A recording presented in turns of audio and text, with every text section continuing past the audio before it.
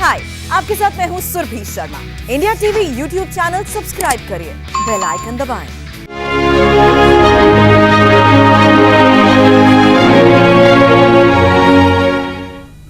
नमस्कार, मैं हूं अमित पालित।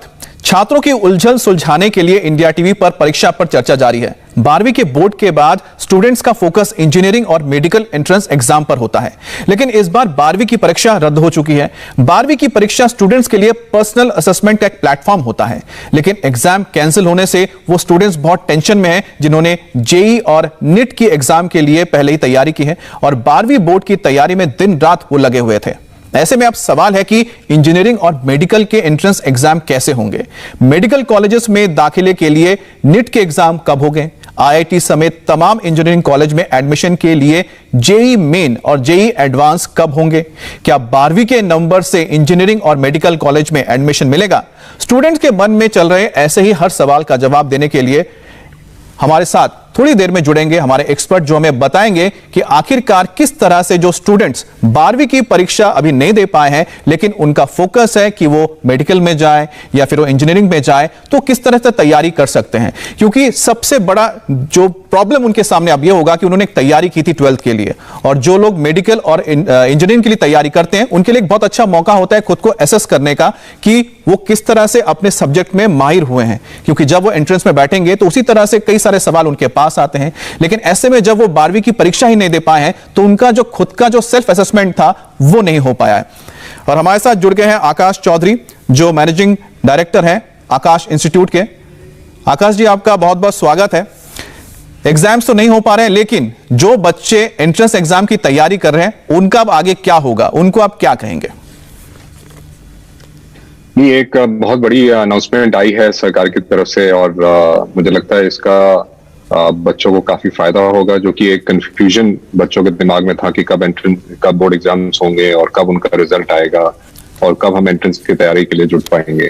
तो अब ये क्लैरिटी आ गई है, तो अब बच्चे जो हैं बोर्ड्स अपने एंट्रेंस एग्जाम की तैयारी शुरू कर सकते हैं अच्छे से।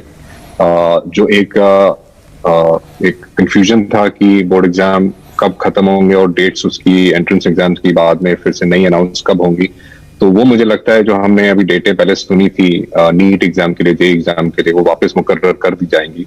और बच्चा जो कंफ्यूज स्टेट में था कि एग्जाम दे पाएगा नहीं दे पाएगा, अब मुझे लगता है वो अपनी तैयारी अच्छे से शुरू कर सकते हैं। अपने जो फाइनल, जिसको एक चरम सीमा कहते हैं, मॉक टेस्ट और अपनी प्रैक्टिस टेस्ट कर सकते हैं और इसके बाद they can straight away go into the entrance exam. Aakash ji, आपने मॉक टेस्ट का जिक्र किया था, तो कई बार हमने देखा है कि जो हमारे फ्रेंड्स भी थे जो मेडिकल या फिर जेई की तैयारी करते थे, वो मानते थे कि उनका जो 12th है एक तरह से उनके लिए एक सेल्फ असेसमेंट है कि वो मेडिकल या फिर जेई में जा सकते नहीं जा सकते। वो मौका उनके पास से छूट गया है, तो अब वो क्या करें। देखिए, आज कल सारी पढ़ाई जो है वो ऑनलाइन हो रही है और ऐसे कई सारे मॉक टेस्ट सीरीज और जेई के, नीट के काफी अवेलेबल है मार्केट में। हम भी अपने बच्चों की तैयारी उसी तरीके से करा रहे हैं, क्योंकि पिछले 1 साल या 2 साल में जो भी उन्होंने तैयारी की है, अब ये वो समय है कि वो उस तैयारी को एक्चुअल एग्जाम आने से पहले पूरी तरह से असेस कर लें और देख लें कि किस तरह से वो एग्जाम आ रहा है। और ये एक बहुत इंपॉर्टेंट जी नीट की कि वो अपने मॉक टेस्ट, अपने सब्जेक्ट वाइज मॉक टेस्ट, अपने फुल लेंथ मॉक टेस्ट की तैयारी कर ले। एक जैसे जे एडवांस की मैं बात करता हूँ, जो 6 घंटे का पूरा टेस्ट है, उसमें ना केवल बच्चे को नॉलेज आनी चाहिए बट वो 6 घंटे के टेस्ट को लगातार करने के लिए वो भी बहुत इंपॉर्टेंट है। तो लगता है कि बार बार आपके बीच में शायद कॉल आ रहा है, एक बार या तो काट लें, उसको रिसीव कर लें, फिर हम बात करते हैं आपसे आके। लेकिन फिलहाल जो आकाश जी ने कहा है, जी आकाश जी एक बात बताइए कि जिस तरह से अब जो रिजल्ट्स हैं वो कब आएंगे, डेट तय नहीं है, तो ऐसे में जब रिजल्ट आने का डेट ही तय नहीं हुआ है तो अब जो एंट्रेंस एग्जाम है उस पर क्या असर होगा। देखिए, एंट्रेंस एग्जाम्स मुझे लगता है जो ये बोर्ड की क्लैरिटी आ गई है वो जल्द से जल्द अगस्त या सितंबर के महीने में डेट्स आ जाएंगी, ताकि बच्चे अपना एंट्रेंस एग्जाम का तैयारी कर सकें ठीक से और उसको एग्जाम को कर सकें। उसके बाद एक अगली स्टेज जो आती है, इन एंट्रेंस एग्जाम्स का भी रिजल्ट आता है, जिसके बाद बच्चा एक काफी पुख्ता डिसीजन लेता है कि मेरे को किस कॉलेज में, किस स्ट्रीम में जाना है।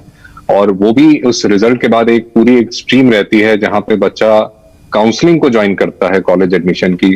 तो ये अभी 2-4 स्टेजेस आगे हैं जो कि सारी एग्जाम की डेट पे डिपेंडेंट है। तो मुझे लगता है बोर्ड एग्जाम की कैंसिलेशन की जो एक कंफर्मेशन आई है, तो ये एग्जाम की डेट्स भी अब सामने आ जाएंगी, जिसकी वजह से हम लोग एक बच्चों को एक काफी फोकस्ड अप्रोच से तैयारी दे पाएंगे। अच्छा, लेकिन एक ये भी तो होता है ना कि जो कई जो कॉलेजेस हैं, यूनिवर्सिटीज हैं, वो परसेंटेज जरूर देखते हैं, खासतौर पे जैसे कि मैं मेडिकल की बात करूं, इंजीनियरिंग की, तो अभी तो रिजल्ट्स आ नहीं रहे हैं, तो और हो सकता है कब आएंगे उसमें भी देरी हो सकती है। तो ऐसे में आपको लग रहा है कि एडमिशन में कोई दिक्कत होगी या कोई इश्यूज हो सकते हैं? देखिए, किसी भी अच्छे कॉलेज में जो बोर्ड के मार्क्स होते हैं उनकी परसेंटेज एक एलिजिबिलिटी क्राइटेरिया रहता है। जैसे मेडिकल एग्जाम में है 60% आपको आने चाहिए 12वीं के एग्जाम में, तभी आपको जो आपकी एंट्रेंस की रैंक आई है उसके हिसाब से हम सीट कंफर्म करेंगे। तो वो होता है बोर्ड के एग्जाम के रिजल्ट्स आने के बाद, और उसके बाद एंट्रेंस के रिजल्ट आने के बाद जब एडमिशन लेने जाते हैं तब ये फैक्टर्स काम आते हैं। तो अभी अगर कोई बच्चा किसी भी और यूनिवर्सिटी में जो खाली बोर्ड एग्जाम के बेसिस पे लेती है, उस यूनिवर्सिटी में एडमिशन के लिए बोर्ड के जो एक्चुअल रिजल्ट्स आएंगे उसकी डेफिनेटली उनको वेट करनी पड़ेगी। लेकिन जो एंट्रेंस एग्जाम है उसके लिए बोर्ड के रिजल्ट का आना कोई जरूरी नहीं है। वो जब एडमिशन फाइनली काउंसलिंग में होता है तब इन मार्क्स की जरूरत पड़ती है। तो जो बाकी कॉलेजेस हैं उनके लिए इनकी कोई जरूरत नहीं है। जी, तो जैसा कि आपने बताया कि कई सारे ऐसे कॉलेजेस हैं जिसमें 60% मतलब आपके पास मिनिमम मार्क्स होना चाहिए, वो भी एक इशू है। साथ ही साथ एक चीज और देखने को मिल रही है आकाश जी, कि जो स्टूडेंट्स बहुत अच्छे हैं पढ़ाई में, उनका यह मानना है कि वो एग्जाम देना चाहते हैं लेकिन एग्जाम नहीं दे पा रहे हैं, लेकिन अगर संतुष्ट नहीं होते हैं तो उनको मौका मिलेगा टेस्ट देने का। ऐसे जो स्टूडेंट्स हैं वो डेफिनेटली एंट्रेंस एग्जाम के लिए ट्राई करेंगे, और अगर उनको जो असेसमेंट होके मिलता है उसमें मार्क्स कम आते हैं या बाद में उनको फिर मार्क्स ज्यादा आते हैं, तो ऐसे में उनके एडमिशंस में कोई दिक्कत हो सकती है जहां पर वो एडमिशन लेंगे या देने के बारे में सोच रहे हैं, क्योंकि उसमें काफी फासला रहेगा ना, रिजल्ट आएगा फिर वो बैठेंगे एग्जाम के लिए। जी बिल्कुल, इनफैक्ट जो फाइनल गाइडलाइन आएगी गवर्नमेंट की वो भी अभी आनी बाकी है। जैसा कि लास्ट ईयर एक इम्प्रूवमेंट का चांस भी गवर्नमेंट ने दिया था कि भाई अगर आपके मार्क्स 10th के जैसे आए थे, 12th के एग्जाम्स के एक इंटरनल एग्जाम्स के बेसिस पे एक फाइनल परसेंटेज आई थी, if you are not happy, अगर आपको लगता है कि ये जो असेसमेंट है मैं सीरियस नहीं था अपने प्री बोर्ड के टाइम पे और उसकी वजह से मेरा ये फाइनल मार्क्स भी उस पर बेस किया गया है, तो गवर्नमेंट ने लास्ट ईयर भी एक ऑप्शन दिया था कि आप बाद में आके अपना दोबारा से बोर्ड एग्जाम उन सब्जेक्ट्स के लिए लिख सकते हैं। बट ऑब्वियसली उससे एक ये चैलेंज आएगा कि उससे उनका जो एक्चुअल स्कोर है बोर्ड एग्जाम का वो डिले हो जाएगा, जो कि एक इंपॉर्टेंट एलिमेंट बनता है उनके अंडर ग्रेजुएट प्रोग्राम के एडमिशन के लिए।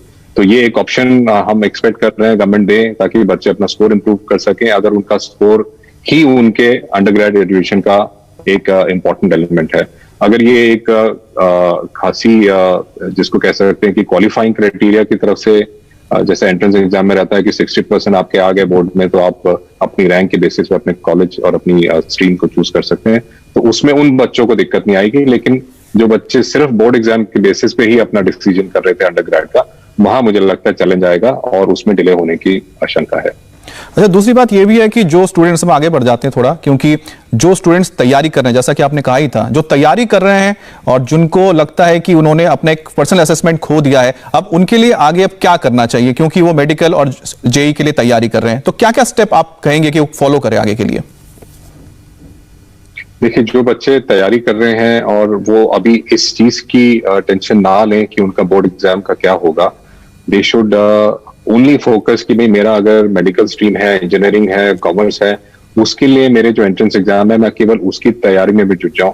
क्योंकि जो भी आपने अपने प्री बोर्ड में या प्रीवियस ईयर्स में किया था एकेडमिक परफॉर्मेंस, उसके बेस पे एक एक्चुअल रिजल्ट आ जाएगा और वो जब आ जाएगा वो उसके साथ आपके एंट्रेंस में जुड़ जाएगा। लेकिन अभी जो हमारे पास टाइम है वो सिर्फ हमें सिर्फ उस पर फोकस करना है जो चीजें हमारे कंट्रोल में है, और हमारे कंट्रोल में हमारी सिर्फ एंट्रेंस एग्जाम की तैयारी रह गई है।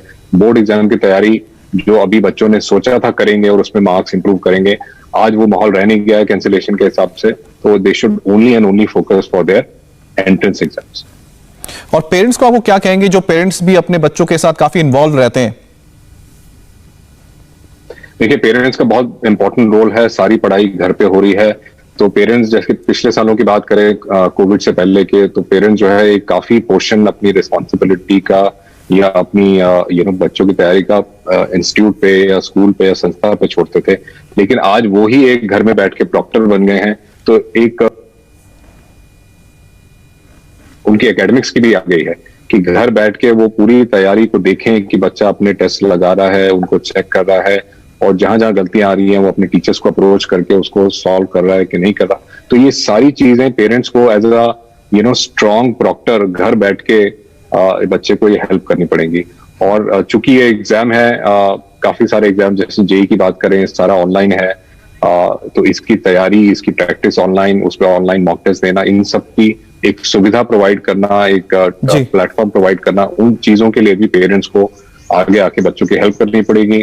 और ये सब बच्चे आजकल एक्सपीरियंस कर रहे हैं कि कितना मुश्किल समय रहा है। ना केवल ये एक एकेडमिक चैलेंज रहा है, एक मेंटल चैलेंज भी रहा है कि कैसे हम अपने आप को शांत आकाश जी, बस जाते जाते एक और सवाल मैं आपसे जानना चाहता हूं, क्योंकि फिजिकल एग्जाम देना अलग होता है, ऑनलाइन पढ़ाई और एग्जाम बहुत अलग होता है। तो फिजिकल एग्जाम नहीं दे पाए हैं बच्चे, तो ऐसे में कोई कुछ टिप्स जो आप देना चाहेंगे फिजिकल एग्जाम के लिए जब वो बैठेंगे एंट्रेंस के लिए?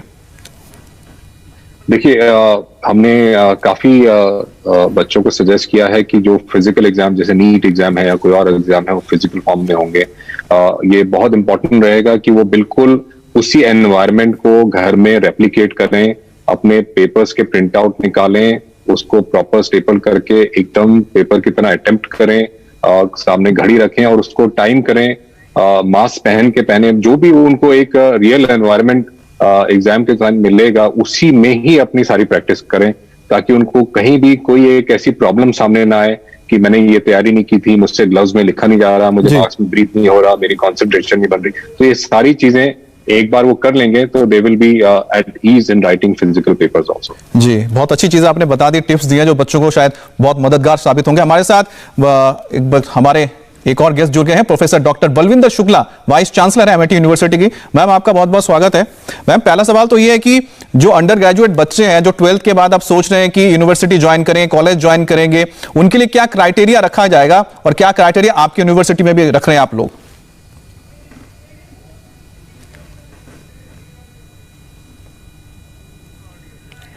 लगता है हमारी, मैं माफी चाहूंगा आपकी आवाज हम तक नहीं पहुंच पा रही है। हम उम्मीद करेंगे कि आगे आपसे फिर कभी बात करें। बहुत बहुत शुक्रिया आप दोनों का। आकाश जी बहुत बहुत शुक्रिया, बलविंदर जी। अच्छा, रीजन है कि सीबीएसई और आईसीएसई के जो बोर्ड एग्जामिनेशन 12th के एग्जाम कैंसिल किए हैं, तो हमारी यूनिवर्सिटी में जो है कि जब एडमिशंस होते हैं तो बहुत सारे क्राइटेरिया रखा जाते हैं, तो उसमें से सीबीएसई का रिजल्ट जो है या कोई भी बोर्ड का रिजल्ट एक क्राइटेरिया होता है। इस समय जो जिस तरह का माहौल है, जो बच्चों में बहुत ज्यादा एंजाइटी आई हुई थी कि हमारे एग्जाम कब होंगे, कैसे होंगे, एटलीस्ट वो एंजाइटी तो दूर हो गई है बच्चों की। तो काफी उससे स्टूडेंट को काफी फायदा होगा, पेरेंट्स को काफी राहत मिली होगी। अब आता है कि यूनिवर्सिटीज एडमिशन कैसे लेंगी और हमारे यहाँ पे एमआईटी यूनिवर्सिटी में एडमिशन कैसे होंगे। तो क्राइटेरिया एक तो बोर्ड एग्जाम के मार्क्स का होता है, लेकिन उसके साथ और भी कई क्राइटेरिया प्रोग्राम के हिसाब से होते हैं, और उसके हिसाब से बहुत ज्यादा फर्क एडमिशन पे नहीं पड़ने वाला है बच्चों के सिलेक्शन पे, क्योंकि 12th के बोर्ड का रिजल्ट एक कंपोनेंट है, 100% एक चीज नहीं है। जैसे कि कुछ यूनिवर्सिटी में सिर्फ 12th के ही रिजल्ट के ऊपर डिसीजन होता है, हमारे 12th के मार्क्स की कुछ वैल्यू है, लेकिन और पैरामीटर्स बहुत ज्यादा इंपॉर्टेंट है जिसको कि हम देखते हैं। जैसे कम्युनिकेशन स्किल्स बहुत अच्छी है, इंग्लिश में प्रोफिशिएंसी बहुत ज्यादा जरूरी है, डिसिप्लिन स्पेसिफिक उनकी नॉलेज कितनी है वो बहुत ज्यादा जरूरी है, और उसके बाद जनरल नॉलेज उनकी कितनी है वो बहुत ज्यादा मैटर करती है। तो क्योंकि हम ओवरऑल पर्सनैलिटी को सिलेक्शन देते हैं, एक सब्जेक्ट या एक मार्क्स को ही एडमिशन नहीं देते हैं।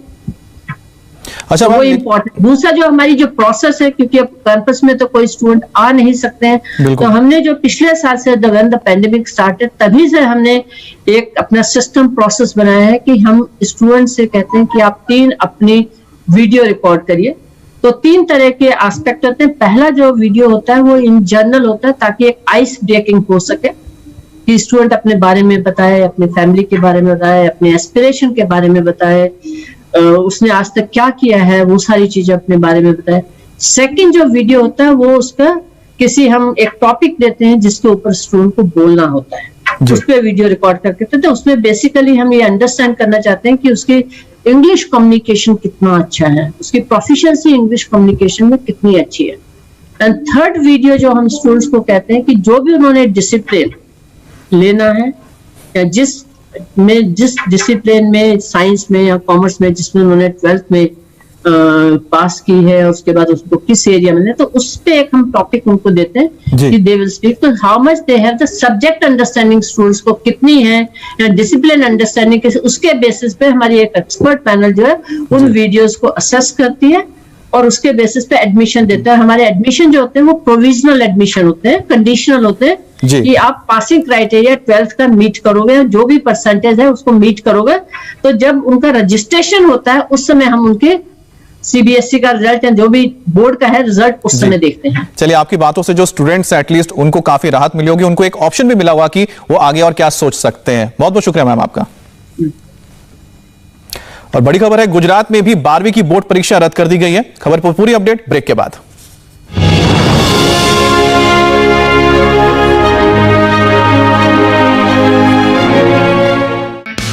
हाय, आई एम सुरभि शर्मा। खबरों से अपडेट रहने के लिए India TV YouTube channel subscribe करिए, साथ में बेल आइकन जरूर दबाएं।